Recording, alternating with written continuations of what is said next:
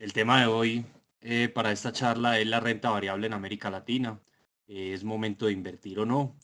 Mi nombre, como ya les contaban, es Nicolás Mondragón. Trabajo como portafolio manager en Arc Capital. Arc Capital es una empresa que hace manejo de portafolios, especialmente en renta variable y en monedas.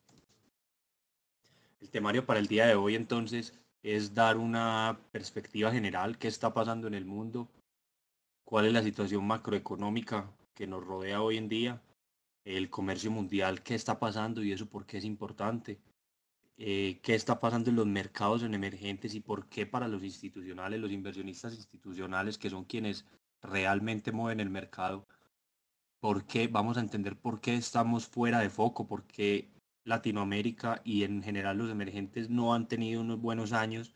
Vamos a entender esto, a qué se debe. Vamos a ver cómo han reaccionado nuestros mercados a nivel de monedas, a nivel de acciones, a nivel de bonos. Esto tiene unas implicaciones y a partir de eso pues vamos a tener unas expectativas. ¿Qué esperar? Les recomiendo entonces que si tienen alguna pregunta la dejemos para el final, de tal manera que podamos avanzar en la presentación y finalmente atendemos todas las preguntas.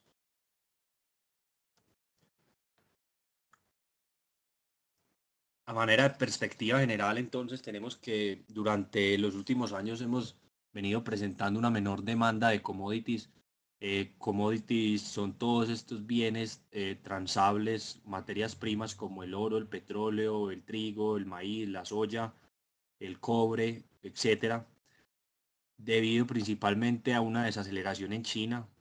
China pues ahora está creciendo casi a la mitad de lo que crecía hace unos años, hace unos 10 años, 8 años. China viene creciendo casi a la mitad. Esto ha tenido un fuerte impacto porque China es el principal consumidor de commodities o el principal demandante de commodities industriales en el mundo. Segundo, tenemos un escenario de reevaluación o fortaleza del dólar. Todos ustedes han vivido durante este último año una devaluación de sus monedas, bien sea que estén en México, han visto el peso mexicano devaluarse, ahorita operando en niveles de 16 y medio, 17, el sol peruano, el peso chileno, el peso argentino, el peso colombiano, todos hemos tenido una devaluación muy importante. Entonces, esto pues precisamente no es único o exclusivo de Latinoamérica, sino de todos los países en el mundo. El dólar se ha vuelto más fuerte. Esto también ha pasado contra el euro y va a seguir pasando por diferencias estructurales o las diferencias que están creando los bancos centrales entre el Banco Central y europeo y el Banco Central americano o la Fed, cada uno con políticas diferentes, están creando una mayor diferencia en sus balances. Eso va a hacer que el dólar siga siendo fuerte. Esto implica pues que la mayoría de los commodities, los principales commodities, cotizan en dólares, por tanto el precio de los commodities tiende a bajar. Pues antes un barril de petróleo valía $100, si mi moneda cuando teníamos un euro de 1,50 pues valía 150, perdón, 75 euros un barril de petróleo, ahora el barril de petróleo vale $50 y cuando lo pasamos a euro pues termina valiendo un poco cerca de 50 euros. Es decir, los commodities tienen una relación inversa a la fortaleza del dólar. Y esto va a seguir pasando. Mientras tengamos un dólar fuerte, vamos a tener unos commodities con precios bajos. El tercer punto que vamos a ver es el comercio mundial, cómo está colapsando. Tenemos unos niveles de importaciones y exportaciones cayendo a unas tasas realmente preocupantes. Eso ha llevado, en conjunto, todas esas cosas han llevado a que en emergentes tengamos una devaluación. Nosotros somos unos países netamente exportadores de commodities. De pronto en Latinoamérica la única diferencia la presenta México, que es el que menos commodities exporta como un porcentaje de su total, pero en general somos países muy exportadores de commodities y eso nos ha creado unos problemas. Vamos a ver volatilidad en los mercados hasta por lo menos junio del otro año, marzo, junio del otro año, depende de lo que haga la Fed.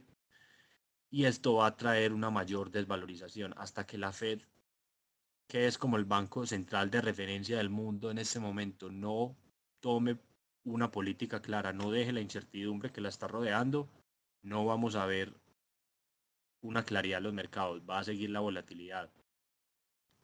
Esto obviamente al hacer que la Fed suba tasas, pues cuando Estados Unidos sube tasas, los activos en dólares se vuelven más atractivos que los activos en emergentes, porque si me van a dar la misma tasa, yo prefiero invertir en un país desarrollado como Estados Unidos que en un país latinoamericano.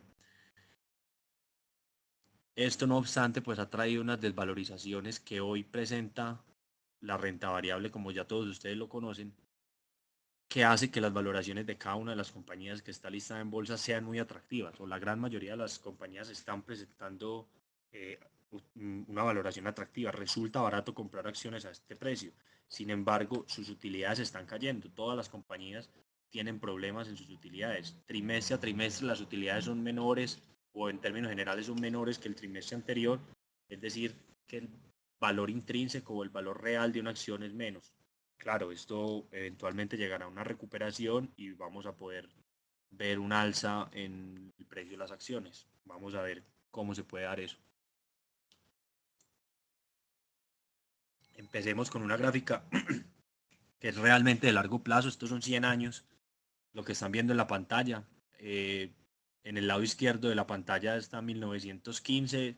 Hacia la derecha es lo más reciente. Y es el gráfico de la inflación en Estados Unidos. Como ustedes pueden ver, Estados Unidos ha tenido años inflacionarios del 20%, del 15% y años deflacionarios o con inflación negativa. En la crisis del 29 tuvimos una inflación del menos 10%, antes en 1910 una inflación del menos 15% y esas están asociadas a las dos recesiones o depresiones más grandes que ha habido en Estados Unidos. Si miran al lado derecho, en 2015 la inflación ya se tornó negativa. Estamos empezando a ver inflación negativa. Ese es el gran miedo de la Fed. Cuando el consumidor empieza a ver inflación negativa, es decir, que las cosas son más baratas en el futuro que lo que son hoy. Si yo me voy a comprar hoy un televisor que vale $1000, pero sé que dentro de 3 meses lo voy a conseguir a $700, pues yo no voy a hacer la compra hoy, yo voy a esperar 3 meses. Y si dentro de 3 meses me dicen que el televisor va a estar todavía más barato en junio del otro año, tampoco voy a comprar el televisor en 3 meses, sino que voy a postergar la decisión de compra. Esto hace que las compañías vendan menos, las utilidades sean menos y se entren en una espiral recesionaria. Cada vez que ha habido inflación negativa en Estados Unidos, ha habido una recesión. Cada vez que la inflación comienza a caer de la manera en la que está cayendo, hay una recesión en Estados Unidos. Entonces, ese es, digamos, uno de los panoramas que tenemos que tener claro, que Estados Unidos podría empezar a entrar en recesión a partir de ahora, o ya está de pronto en recesión. Tenemos otra gráfica que es el sentimiento del consumidor. Esto es muy importante en Estados Unidos porque determina en gran medida el precio de las acciones. Cuando el consumidor está contento, está animado, tiene una buena confianza en la economía, las acciones rentan muy bien, pero cuando empieza a desanimarse, como vemos en la parte derecha, que el consumidor americano se está retirando un poco de la economía, está siendo más cauteloso, las acciones empiezan a retornar menos atractivas o incluso negativas. ¿Qué implica esto? Pues que cuando Estados Unidos las bolsas caen, en general el resto de bolsas caen. Esta es una gráfica donde está todo el sentimiento de es un índice que se llama el PMI, Purchasing Manager Index.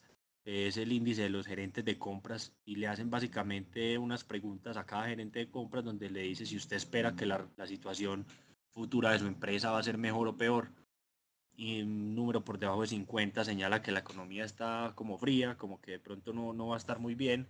Y un número por encima de 50 generalmente indica que la economía está bien. Si ustedes se dan cuenta, en septiembre de 2015, que es el dato más reciente, la mayoría de las economías están en rojo, por debajo de 50, y todas vienen presentando una tendencia hacia la baja. Cada vez el número es menor en la mayoría de las economías. Esto es a nivel mundial. Entonces, no es una cosa que esté pasando solamente en Latinoamérica. Y ahora en Latinoamérica, para ser ya más puntuales, pues la confianza del consumidor ha venido cayendo. En la gráfica de la izquierda vemos como en Brasil, en Chile, está en niveles mínimos de lo que ha estado en el último año. En Colombia está en niveles muy bajos, pero en la mitad del rango. Y en México y Perú también digamos que está en un nivel bajo, pero pero de la mitad del rango. En la siguiente gráfica, a mano izquierda, pueden ver el crecimiento de la economía de América Latina. Esto es el PIB de América Latina, cómo ha estado creciendo en los últimos 5 años. Vemos que por 5 años consecutivos el PIB de América Latina ha estado desacelerándose, ha empezado a crecer menos y menos. Cada año crece menos que el año anterior. Esto significa que obviamente los mercados financieros van a tener una reacción a esto. La reacción más evidente es la moneda, pues empieza la moneda a caer. Entonces en la gráfica derecha ven como en los últimos 2 años y medio las monedas en promedio han perdido un 25% de su valor. Vemos unos bonos pagando mayor tasa. Los bonos son la línea azul con el eje de la izquierda, que en promedio han pasado de pagar un 6% por año a un 7% por año. Es decir, que a los gobiernos les está costando más emitir su deuda y mantener su deuda. En caso de, pues, de renovarla, tendrían que pagar un mayor interés para renovar esa deuda. Y por último, pues las acciones. Las ven en un zigzag, es la línea rosada que sube y baja, pero en general tiende a desvalorizarse. Ya vamos a ver una gráfica con mayor detalle. Lo más importante de la economía no es los números, sino la tendencia de los números, las revisiones que hacen los analistas sobre esos números. En Colombia, por ejemplo, la revisión de los datos del crecimiento cada vez es menor, es decir, cada vez esperan que Colombia crezca menos para el 2015. Entonces, por eso vemos un rojo intenso. Por el contrario, México, Perú, Chile están en verde porque los economistas creen que de pronto crece igual a lo que creían que crecía antes, o de pronto creen que ya mejoró un poquito la cosa, entonces puede crecer un poco más. Esto, para ponerlo en números, significa que tenemos básicamente en Latinoamérica 3 grupos de países. El primero son Venezuela y Argentina, que tienen una situación muy particular. Digamos que están por fuera del mercado abierto de capitales, que tienen ciertas diferencias ideológicas, entonces eso lo tendríamos que considerar aparte. Brasil, que es un caso aparte, que no nos vamos a enfocar mucho en este momento en Brasil, y en los países de la derecha, que es el clúster 3 o el grupo de países 3, que están México, Chile, Colombia y Perú. Las expectativas para esos 4 países durante los próximos 3, 4 años es que estén creciendo a unas tasas relativamente sanas. Digo relativamente porque, si ustedes se dan cuenta, el promedio de crecimiento para esos países durante 20 años es el mismo al que van a crecer durante los próximos 4. Es decir, en los próximos 4 años vamos a crecer al mismo porcentaje que crecimos, incluyendo crisis como la del 98 de Latinoamérica, como la del 2001, como la del 2008. Entonces, digamos que el número es también como para tener un poquito de cuidado. Las economías podrían estar creciendo más. En 2015 y 2016 vemos que vamos a crecer mucho más lento que durante los últimos 10 años. Perú estuvo creciendo a tasas del 6,5%, estos 2 años va a crecer al 3,3%. Colombia estuvo creciendo a tasas del 5% por 10 años, ahorita vamos a crecer a menos del 3, al 2,9, 2,8%. México es el único que está medio estable. Claro, México tuvo unos años muy duros entre 2008 y 2010 con la crisis de Estados Unidos. México depende muy duramente de Estados Unidos. Y Chile básicamente le pasa lo mismo. Tenía unos crecimientos del 4,2% durante los últimos 10 años y ahora va a crecer a la mitad. Entonces, digamos que esto va a tener un impacto en los precios de las acciones. Y algo fundamentalmente grave es el twin deficit, lo que se llama el twin deficit o el déficit gemelo en todos los países de Latinoamérica. El déficit de cuenta corriente, que es las exportaciones, las importaciones en todos los países está disparado con respecto a lo que tuvimos durante los últimos 10 años, y el déficit del gasto público o el déficit fiscal, el déficit del gobierno, que también está mucho más alto de lo que ha estado durante los últimos 10 años. Esto indica problemas en las economías. Normalmente estos twin deficit no son buenas señales para una economía. Y si se dan cuenta, si bien todas las economías lo han tenido durante los últimos 10 años, pues ahora están mucho más grandes y mucho más pronunciados. Para poner un ejemplo, hoy precisamente Fitch o Moody's, no estoy seguro cuál calificadora, le advirtió a Colombia que de no reducir estos dos déficits para el próximo año podría perder su grado de inversión. Entonces ya empieza Colombia a preocuparse por su grado de inversión y en caso de que lo pierda, pues los problemas podrían ser mucho mayores porque el acceso a los capitales empieza a volver un poco más caro. Adicionalmente, tenemos que en todos los países estamos con una deuda mayor a la que teníamos durante los últimos 10 años. Los gobiernos están más endeudados que hace 10 años o que los últimos 10 años y pagando una tasa mayor de la que pagaban antes. Como ya vimos, en este momento los bonos de un gobierno tienen que pagar mayor tasa de lo que pagaban en los últimos 10 años. Entonces a los gobiernos les va a empezar a quedar más difícil sostener esa deuda, lo cual claramente lleva a unas devaluaciones. En todos los países hemos visto cómo las monedas se desvalorizan. Esto es pues un gráfico donde todas las monedas supongamos que valen 100 al principio de junio del año pasado y porcentualmente pues la que menos se ha devaluado es tal vez México con un 10%, pero el promedio están en el orden del 30 a 40% de devaluación y en el último año un 15% de devaluación. Y esto obviamente en países que son importadores de muchos alimentos, de muchos productos como televisores, celulares, computadores, etcétera, tiene un componente inflacionario que obviamente los bancos están empezando a preocuparse por ese comportamiento inflacionario. De pronto en Chile tiene un componente de impuestos, en Colombia y en Perú hay un componente sobre la comida porque el fenómeno del niño ha pegado fuertemente, especialmente fuerte a las comidas en Colombia y en Perú, pero en términos generales la devaluación se debe en gran parte, la inflación se debe en gran parte a los importados, a la devaluación que ha transmitido esta inflación. Esto entonces genera una polémica o un debate para los bancos centrales que empiezan a tener tasas negativas. Si ustedes se dan cuenta en esta gráfica a mano derecha tenemos todos los países de Latinoamérica que estamos mirando, Colombia, Perú, México y Chile con tasas de interés reales negativas. Es decir, la tasa que paga el Banco de la República menos la tasa inflacionaria nos dan tasas negativas. ¿Qué ha pasado entonces? En Colombia empezaron a subir tasas, en Perú empezaron a subir tasas, en México todavía no lo ven tan viable, pero van a subir tasas de la mano de Estados Unidos. Y en Chile el director del banco dijo esta semana que era viable subir una o dos veces la tasa porque ya la tasa de interés real estaba negativa para contener la inflación. Entonces, esto obviamente cuando suben la tasa de intervención de una economía empieza a generar problemas para la economía del país. Para las empresas se vuelve más difícil crecer si la tasa de interés es mayor. En términos del comercio mundial, vamos a dar una rápida mirada. Durante los años 90, 2000, 2010, el comercio mundial crecía alrededor de un 6-7% por año. Durante el 2014 y 2015 crecía el 3% y durante los últimos 4 meses hemos crecido a menos del 2%. Es decir, las exportaciones a nivel mundial están cayendo. Si ustedes se dan cuenta, en todos sus países han exportado menos de lo que se exportaba hace un año. En todos los países del mundo ha pasado lo mismo. Están exportando menos. Esto se traduce en qué? En menor crecimiento para las empresas que exportan.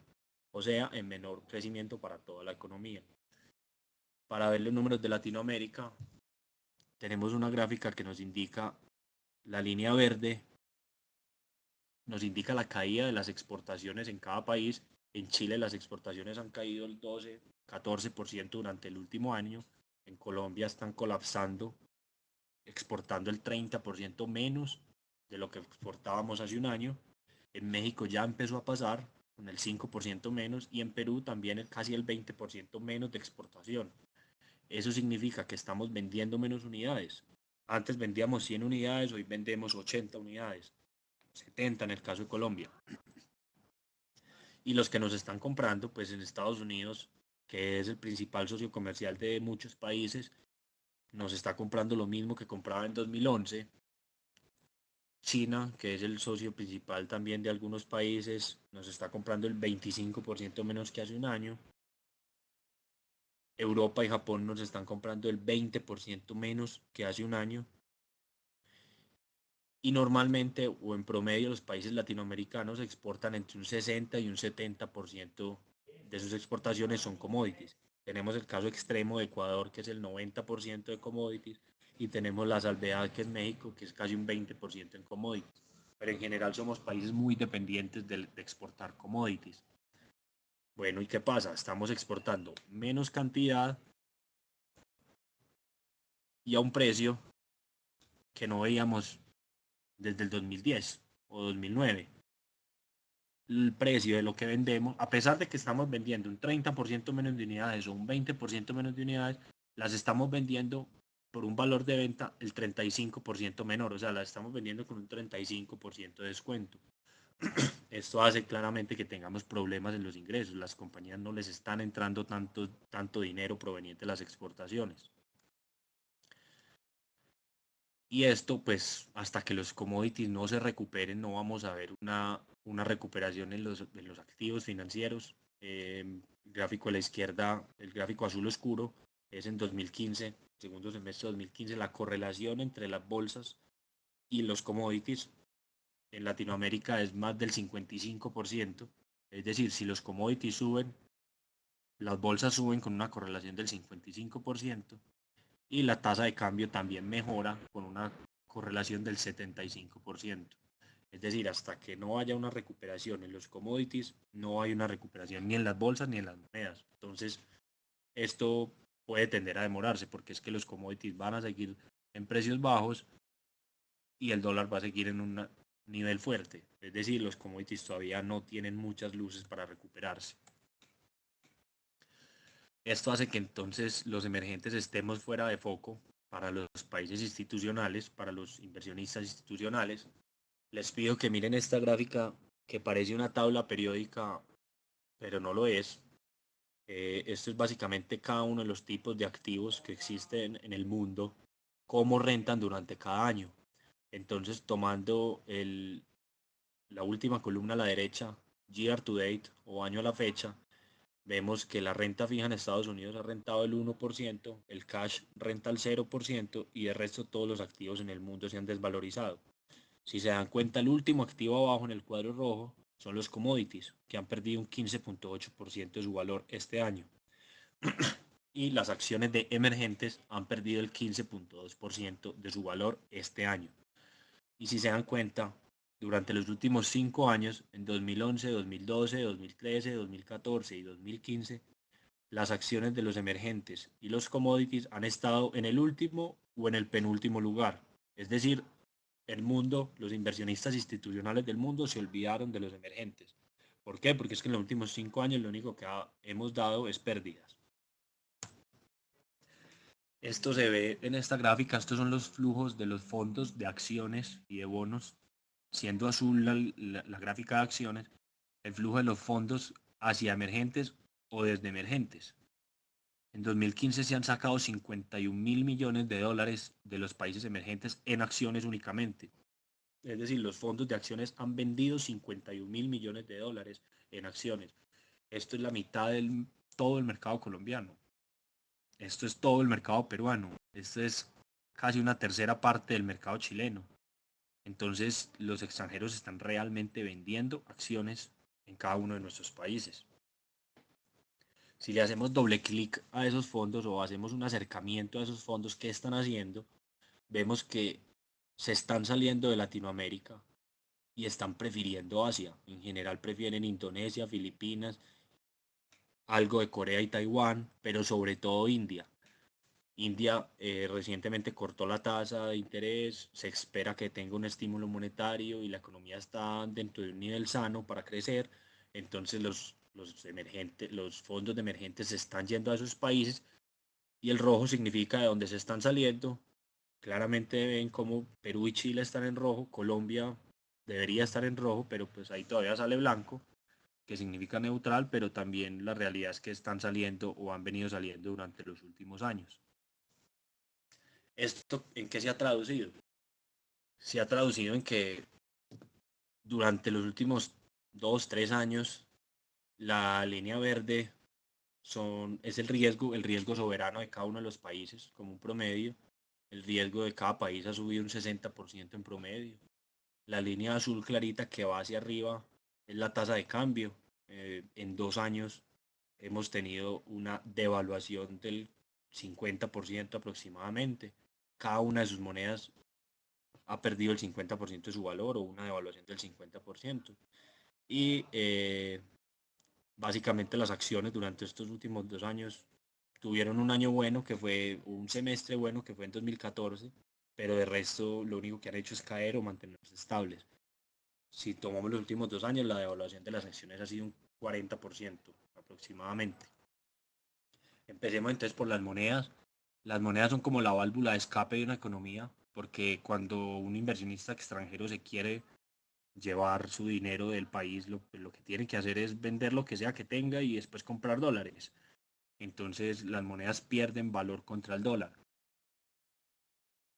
Obviamente la moneda más afectada es el real en Brasil por todos los problemas políticos, económicos y coyunturales que tienen. Pero siguiendo por fuera de Brasil está Colombia. Colombia es la segunda moneda más devaluada durante los últimos 5 años. Esto coincide, 5 años son más o menos el periodo en que las monedas estaban lo más fuertes contra el dólar posible, o sea, en el nivel más bajito que tuvimos en muchos años. Ahorita, hacia abajo significa devaluación, las monedas, el peso colombiano ha perdido el 40%, el peso chileno un 30%, eh, el peso mexicano un 20-25% y el que mejor le ha ido es el sol peruano que está perdiendo alrededor de un 15% a hoy. Esto es la misma gráfica que claramente pues muestra una debilidad muy importante de las monedas. Este es el riesgo de cada país o lo que sale más costoso para los gobiernos, asegurar su deuda o emitir su deuda. En general en Colombia se ha disparado fuertemente, en Perú va detrás, México también ha subido y digamos que el más estable ha sido Chile, sin embargo también ha visto incrementarse sus tasas de financiación. Y por último las acciones, pues que las acciones son yo creo que el peor activo en cada uno de los países nuestros porque no han hecho sino caer. Si ustedes ven la línea negra en México, que es el único que está estable porque tiene una correlación con Estados Unidos muy fuerte, pero de resto todos los activos o todos los mercados en Latinoamérica han caído. Vemos en promedio una caída del 40-35% en cada uno de los mercados. Esto se traduce en que, excepto México, cada uno de nuestros países ha caído un 35% el valor de las acciones. Vamos a ver esto cómo se traduce o cómo lo podemos ver hacia un futuro. Normalmente una acción debería rentar mejor que un bono y por algo las primas de riesgo en las acciones son mayores porque yo espero que rente más una acción que un bono. Sin embargo, si se dan cuenta en la columna derecha, durante los últimos 3 años, en nuestros países, curiosamente son los únicos rojos, han rentado mejor los bonos que las acciones. Por eso están rojos, porque las acciones rentan peor que los bonos durante los últimos 3 años. ¿Esto qué ha hecho? Pues que las acciones se vuelvan atractivas. En Perú y en Colombia estamos presentando una prima de riesgo, un descuento mayor. Chile está relativamente bien y México no está presentando mucho descuento. Pero claramente unas acciones que han venido cayendo durante tantos años empiezan a volverse atractivas. Pero ¿hasta qué punto? Si comparamos contra los países desarrollados, hacia arriba es cuando los emergentes están caros, hacia abajo es cuando los emergentes están baratos. Y vemos que desde 2010 las acciones de emergentes se empiezan a poner baratas comparado con los países desarrollados. Sin embargo, si vemos niveles del 98, por ejemplo, todavía nos faltaría mucho por caer para llegar a estar baratos como en el 98. En este momento nos podemos comparar con niveles de 2006, que es más barato que el promedio. El promedio es la línea punteada, es más barato que el promedio, sin embargo no sabemos si está lo suficientemente barato para los extranjeros. En caso de repetirse una crisis como la del 98, la del 99, pues claramente las acciones tendrían mucho por caer todavía, aún así ya hayan caído todo lo que han caído. Entonces, ¿qué esperar? la gran pregunta, ¿qué esperamos de las acciones? ¿Es un buen momento para comprar o no? Empecemos entonces en México, que es el que mejores perspectivas nos ofrece por ahora. México está muy de la mano de Estados Unidos. México se va a mantener en un rango entre 40 y 45 mil puntos. Es un rango estrecho. Depende mucho de la economía americana. En el momento en que la economía americana realmente muestre que está en recesión, esto se puede empeorar. Y si muestra que no está en recesión y empieza a subir las tasas, las acciones en Estados Unidos pueden subir otro poco y a México le va a ir muy bien. Sin embargo, hasta que eso no pase, esperamos un rango. ¿Cómo se opera un rango? Comprar cercano a 40.000, vender cercano a 45.000 y pare de contar, no hay nada más para hacer.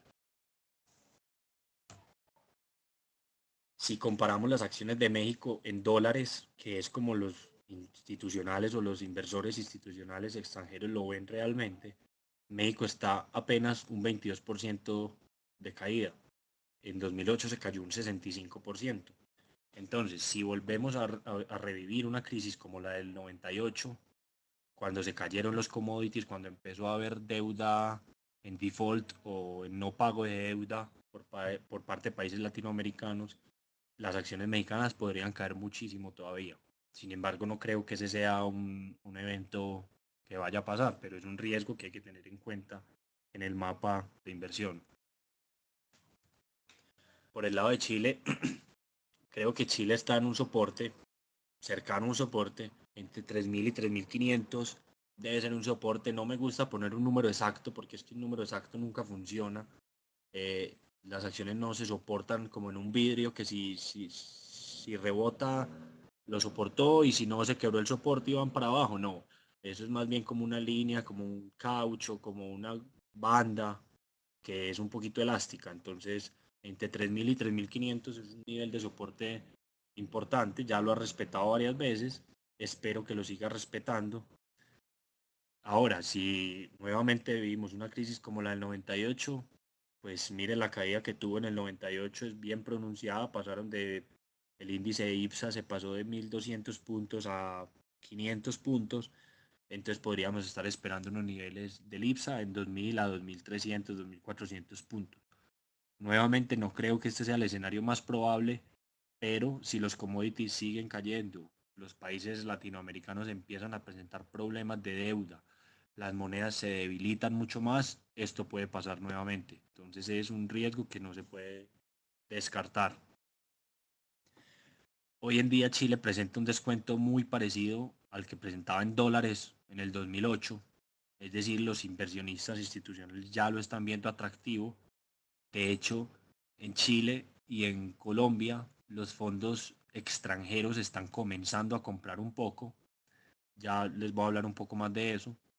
Pero en Chile ya el descuento en dólares es lo suficientemente atractivo, similar al del 2008, como para que los fondos extranjeros digan, bueno, yo me arriesgo y me aguanto unos años acá. En Colombia el índice está muy cercano al soporte, la línea verde es el soporte de 1050, 1150, creo que se puede dar ese soporte. Nuevamente, si repetimos 2008, el mercado va a corregir mucho más, nos vamos a ir hasta los 850 puntos, una caída todavía de un 20-30% más. Entonces es de tener en cuenta que eso puede pasar. Se está tradeando al igual que Chile con un descuento muy similar al del 2008. Por eso les digo que en Chile y en Colombia los extranjeros ya están invirtiendo un poco. En Chile los fondos de acciones ya están empezando a comprar algo. En Colombia durante los últimos 3 meses los fondos extranjeros están comprando más acciones. Sin embargo, si cogemos el año como un todo, todavía son vendedores netos. Pero en los últimos 3 meses ya empezaron a mostrar interés de compra, tanto en Colombia como en Chile. Esto es relativamente un buen indicador. En Perú estamos en un soporte, yo creo que el mercado se va a soportar ahí. Creo que se puede venir un corto rally de 1.000 a 2.000 puntos hasta los 12.000 puntos. No lo veo del todo loco, pero tampoco creo que ese va a ser el soporte definitivo. ¿Por qué? Porque el índice peruano depende mucho de commodities. El índice peruano depende mucho de unas pocas acciones. Adicionalmente, esas acciones de las que depende, eh, los fondos o los índices del MSCI decidieron que de seguir tan líquido, tan ilíquido, las acciones en Perú las podrían retirar de esos índices. Eso haría que Perú pase de ser lo que ellos denominan un emerging market a un frontier market, un mercado de frontera. Mercados de frontera son países africanos la mayoría. Entonces, que Perú lo bajen de escalón, de mercado emergente a mercado frontera, pues realmente tendría un impacto muy fuerte en el precio de sus acciones. Esto está relativamente soportado a este nivel porque el MSCI dijo que le daba plazo hasta julio o junio de 2016 para que la liquidez en Perú volviera a aumentar y no tener que descenderlo de categoría.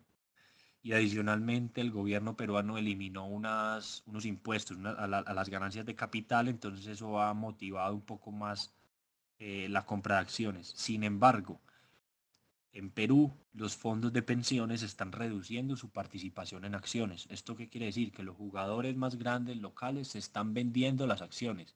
Esto pues no es un buen signo. Lo mismo está pasando en Chile, lo mismo está pasando en Colombia, que los fondos de pensiones están sacando su dinero de las acciones locales. Perú hoy en día está operando menos de 5 millones de dólares diarios de volumen, es decir, que está en un mínimo de toda su historia. Toda la bolsa peruana en un día opera 5 millones de dólares. Esto no es nada realmente. Por eso es el dilema que se tiene de sacarlo de frontera, de mercado emergente a mercado frontera. Chile, Colombia, México, eh, Argentina, otro tipo de mercados están negociando volúmenes muy bajos, pero están hablando de volúmenes de hace 10 años. Negociamos hoy en día 30, 50, 70 millones de dólares, que era lo que se negociaba hace 10 años. Es decir, nosotros retrocedimos 10 años. Colombia, Chile, México retrocedió 10 años en volúmenes de negociación, pero Perú retrocedió toda su historia. Nunca había negociado tan poquito. Esto es uno de los motivos más graves para que el soporte pueda no estar en estos 10.000 puntos, sino realmente en 7, 8.000 puntos. Esto en dólares se ha evidenciado. El descuento que presenta frente al 2008 es aún mayor. En 2008 tuvo una caída, esta vez la caída es mayor y pues es por esas expectativas, porque no se están reflejando unas buenas, un buen porvenir para las acciones peruanas. Finalmente, entonces, como consideraciones finales o conclusiones, vemos que los institucionales empiezan a opinar en sus reportes que el 2016 el mejor activo puede ser las acciones de los emergentes. ¿Se acuerdan de esa tabla periódica que vimos? Que los emergentes estén en el tope de esa tabla, siendo el mejor activo. Dicen eso, pero les falta compromiso. No están llegando a comprar acciones emergentes. Todavía están vendiendo como un todo. Para que veamos una recuperación en las acciones que nos hace falta. Primero que todo, la credibilidad por parte de la Fed. Yo no sé cómo le dicen a ustedes en sus países, pero en Colombia tenemos una historia del pastorcito mentiroso. Y es que cada mes llegaba a decir que el lobo ya llegaba el lobo, ya llegaba el lobo. Y nunca llegó el lobo. Entonces al final nadie le creía. Pues la Fed está como el pastorcito mentiroso. Cada mes dice que va a subir las tasas, pues nunca las sube. Entonces ya nadie le cree. Hasta que eso no pase, no vamos a tener una credibilidad de la Fed y no vamos a tener claridad o recuperación en emergentes. Necesitamos ver una estabilización de la economía, sobre todo en China, pero también del comercio global. Si a nivel global las empresas están vendiendo menos, es imposible que la economía se recupere y que los flujos de capital extranjero realmente empiecen a llegar al país, o por lo menos que paren de salir, que en nuestros países pare de salir el capital extranjero. Nuevamente, en emergentes sigue siendo eh, una preferencia India y algunos países asiáticos. eh, Latinoamérica todavía lastimosamente no es un sector muy atractivo por la dependencia de commodities. Y esta dependencia de commodities nos lleva a que los institucionales tengan miedo de que en 2016 pueda haber otra ronda de evaluación en los países emergentes, es decir, que las monedas nuestras se debiliten más, suban más contra el dólar.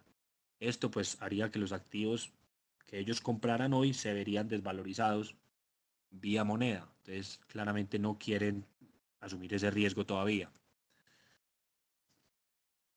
Vemos que Colombia, Perú, próximamente Chile van a empezar a apretar su política monetaria, a subir tasas. Esto va a hacer que la economía sea un ambiente más difícil. Esto hará que las acciones todavía no suban de precio.